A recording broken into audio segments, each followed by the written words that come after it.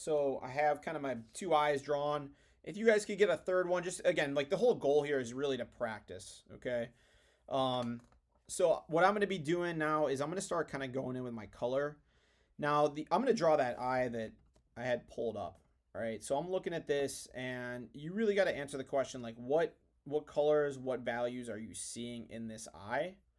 All right, and then the skin, right? So if the skin has a little bit of like a reddish kind of tint to it.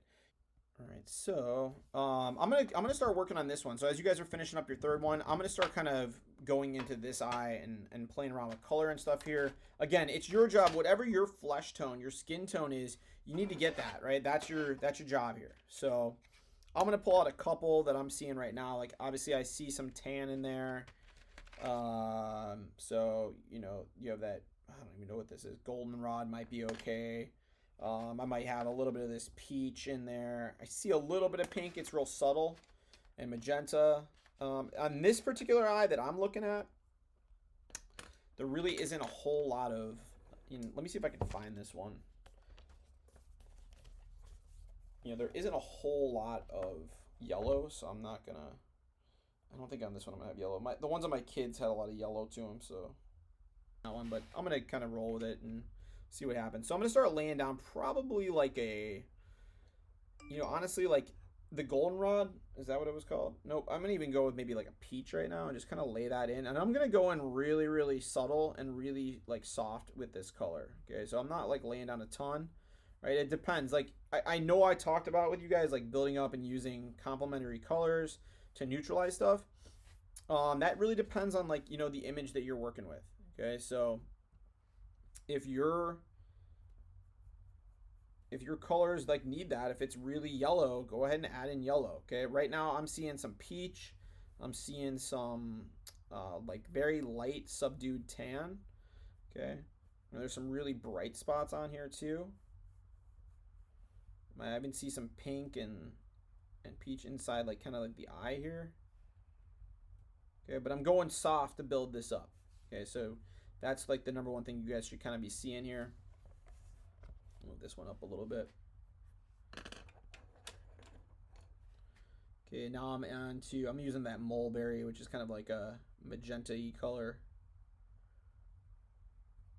And I'm going to bounce around this entire piece. Like I'm going to go into like the areas that are shadowed. I'm going to add a little bit of color into that shadow. Okay, will I use black on this? Yes, I will. Okay, there are areas that are pure black to me.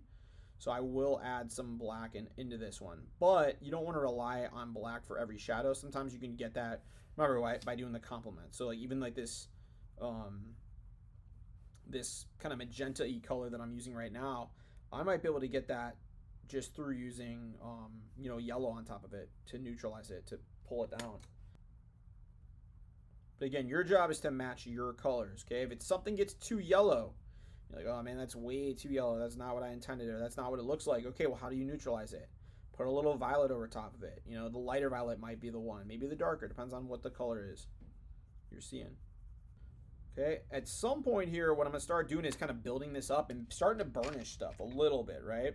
I mean, if you want to, you could probably jump in. Like for me, I know I have blue indigo right now. I know that these shadowed areas are going to need to go darker, so I might even jump into that right now with this and just start building that up.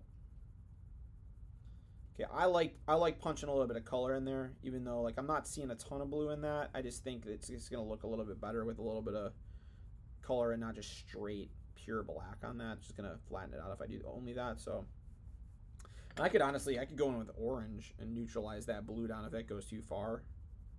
And just kind of keep running colors over top of it if I really needed. Okay, so again, that blue indigo kind of pulling in.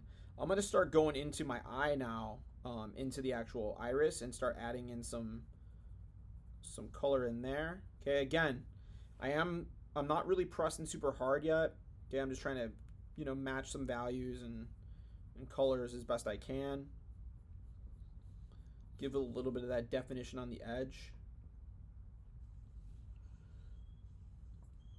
I'll probably go back there with like some of the black.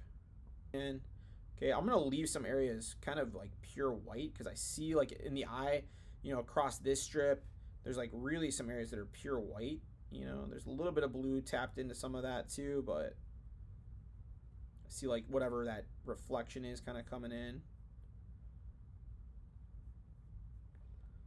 Okay, this maybe pulls over here. All right, another thing to do, keep your pencil sharp. Mine's getting a little dull, so I'm going to go ahead and sharpen this up.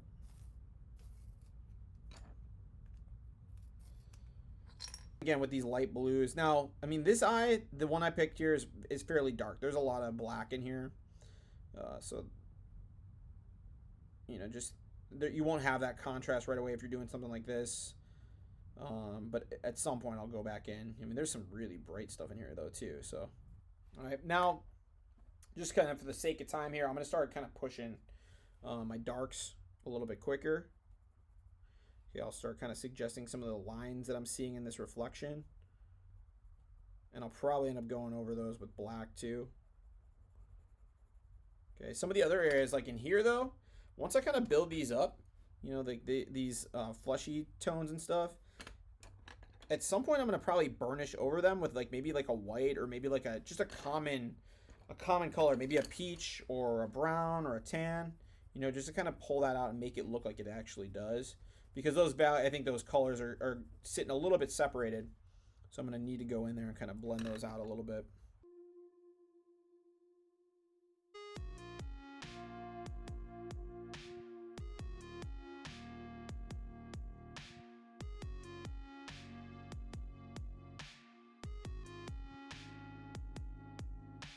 Like reddish. Yeah, we'll go pure red here. See how it looks.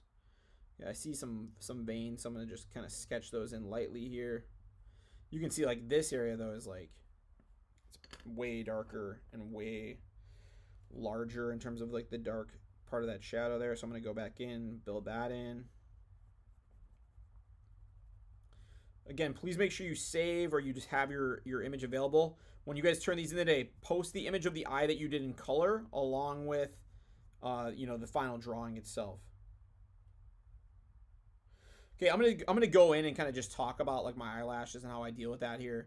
Just 'cause I think this is a good point to do that. So when I'm doing my eyelashes, okay, so what I'm gonna do is when I do eyelashes, especially if they're black, like here they're very they're a little blurred, but they're also like very kind of congested and like they get foreshortened. So when I do that, I just kind of do like little marks and I think about what direction those marks are going and how short. Like this particular image, those eyelashes are very, very short. You know, they don't curl up super high. It's not like they're going up into like the other curvature part of the upper lid. Okay, they just kind of, and I might soften these out a little bit because that part of the eye right there just seems blurred. Maybe it's just the image itself, but so, you know, I'm thinking about the direction that I'm pushing my lines.